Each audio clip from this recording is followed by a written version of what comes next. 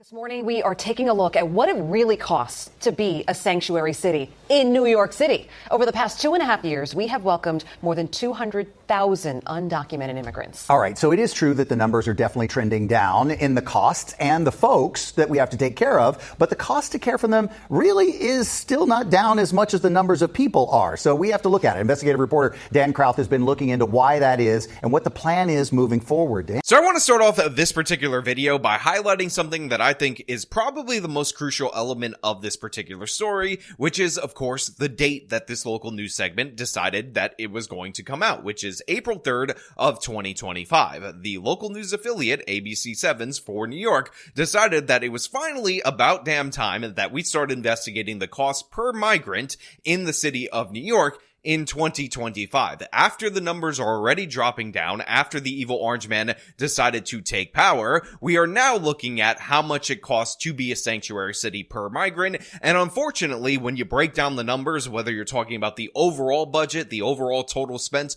or the cost per migrant, it is absolutely disgraceful because it shows that these literal non-citizens, these people who are defrauding the asylum system and here illegally, are costing significantly more than our desperate citizens, than the people who actually should be relying on our public systems. And I find that to be absurd and disgusting, but not surprising at all whatsoever. Now look, we're going to get into this. We're going to break this down. But before we do, I want to thank everybody who supports this channel via actualjusticewarrior.com/join. Give me the money. Give me the money. Okay? When the buses first rolled into New York City, there were so many undocumented immigrants, there's nowhere to put them. Manuel Castro, the Commissioner of Immigrant Affairs, was there to greet them and figure it out. Certainly, it's been a challenge. And this is not just a story of how a city responds to a migrant humanitarian crisis, but also how we meet our obligations with our local laws. Obligations to shelter anyone who asks for it. The city put up tents and rushed to convert more than 150 hotels into shelters. So right here we have our immigration commissioner talking about how, look, this is not just about the cost. This is not just about the migrants. This is about how we meet our obligations, how we meet the requirements of our laws. And that is the tale that he is trying to spin, as he has been at the forefront of spending an absurd amount of money on these illegal migrants. And I just want to point out for everybody out there in the audience that what he's talking about, what he's referring to, are all self-imposed obligations.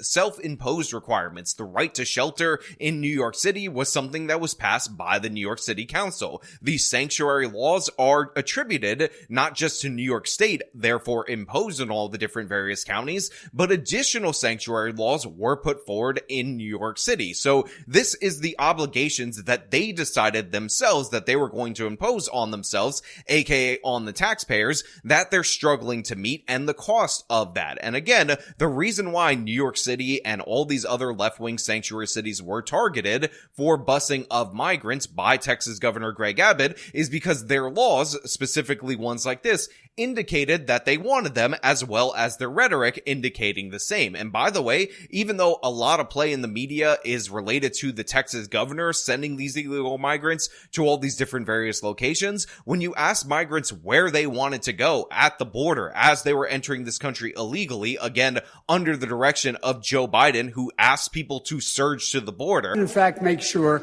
that we immediately surge to the border. All those people are seeking asylum. They deserve to be heard. That's who we are. We're a nation that says if you want to flee and you're fleeing oppression, you should come. They would tell you time and time again that their destinations of choice would be New York City, would be Chicago, would be Denver, all the places that promised them all these different various benefits. They were made aware of it, and they not only decided that they wanted to go there, but they had a bunch of different nonprofit organizations that were directing them to go to these various locations. So make no mistake about it, these laws drew in more migrants to these areas and ended up burdening the taxpayer even more. And rather than change the laws, they decided that they were just gonna keep paying the money and pretend that there are these holier than thou kind of people and expect the federal taxpayers to bail them out. We spent over $7 billion in this response. Billion with a B. Billion with a B. The yearly budget for asylum seekers?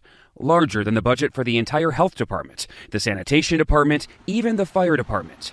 So $7 billion total was spent on these illegal migrants just in New York City. And as it was pointed out by the local news segment, that is higher than the health department. That is higher than the fire department. That's higher than the sanitation department in this particular city. And I also want to point out, because I think it's worth highlighting, that this money that was being put forward, this crazy dollar amount in order to help people that, by the way, were defrauding the asylum system and specifically were coming to this country in order to suck up benefits, they weren't even grateful for it. There is an iconic clip that I have to work into a bunch of different immigration-related videos of the advocates for these individuals deciding that they don't want to be moved from a hotel to a shelter, and the advocate decided that he was going to say that they are entitled to be put up in some of the most luxurious apartments anywhere on planet Earth. And if you think I'm joking about it, well, congratulations. You haven't been watching this channel this long, because I have the video of it and I'm going to play it for you right now. He could have easily, along with Governor Hochul,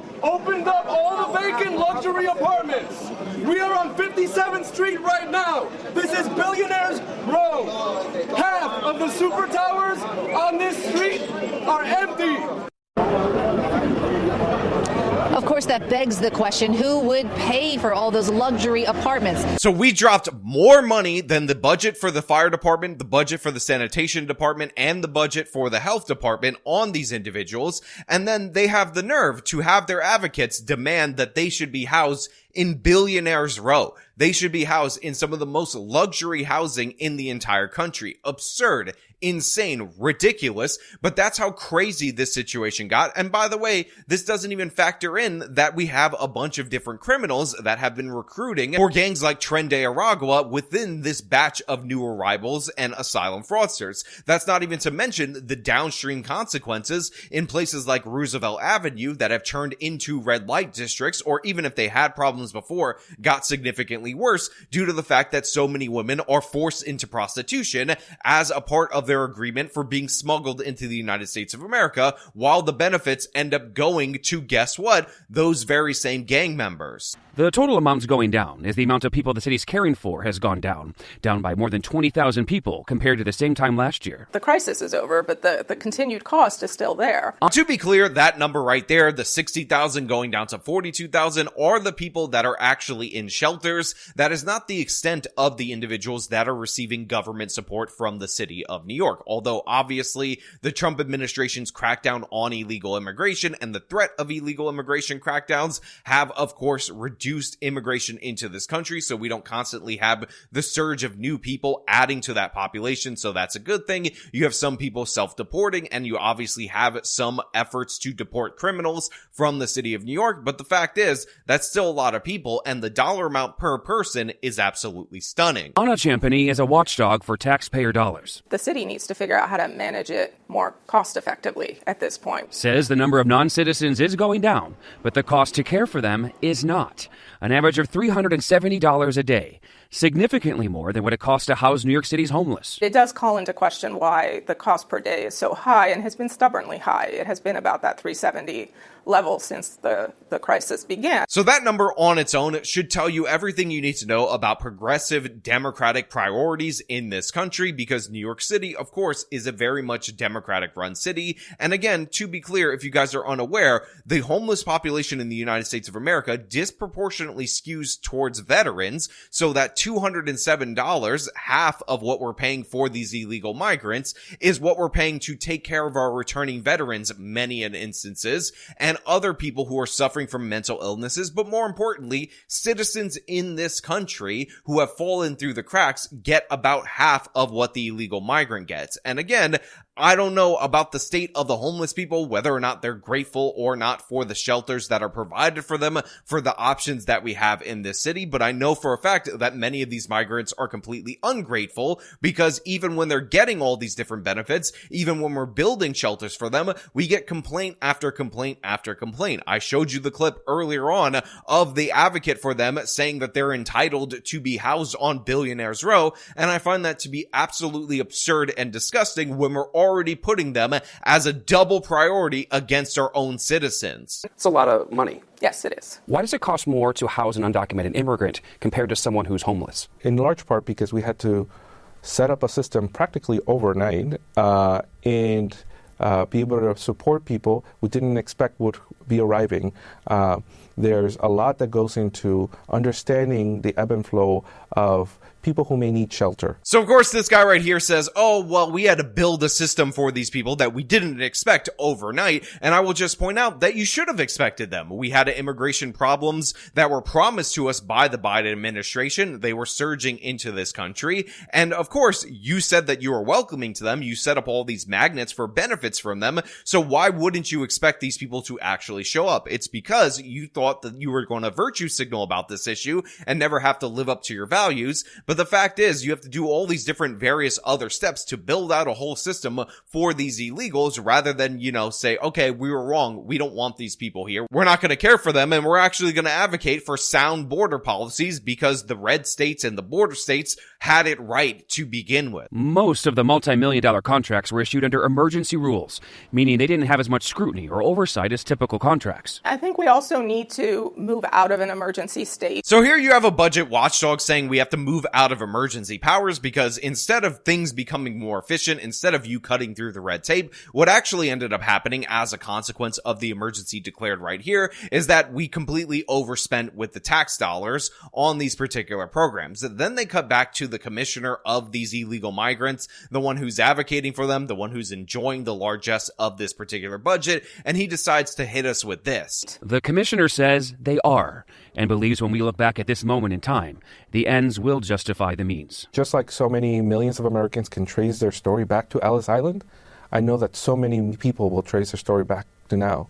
So one of the major reasons why Democrats lost, one of the major reasons why Eric Adams and a bunch of these different progressive mayors in sanctuary cities find themselves to be underwater, one of the reasons that Governor Kathy Hochul finds herself to be underwater is due to the fact that these people are obsessed with these illegal migrants. They're obsessed with making them into citizens, into future voters. And the thing is, this is a deep ideological commitment for many of the folks that I just talked about. And a perfect example of that is what he just said right there. He's comparing this to Ellis Island. He's like, oh yeah, this is just like all these other different waves of immigrants that came to this country, when in reality, that is not true. I just want to point out for everybody that we did not have this great welfare system for migrants to the United States of America up until relatively recently. Again, you came to this country for the opportunity, for the adventure, for the chance to make it on your own. You had to support yourself or rely on a pre-existing community in order to support you while you got yourself back up on your feet. And there was none of this nonsense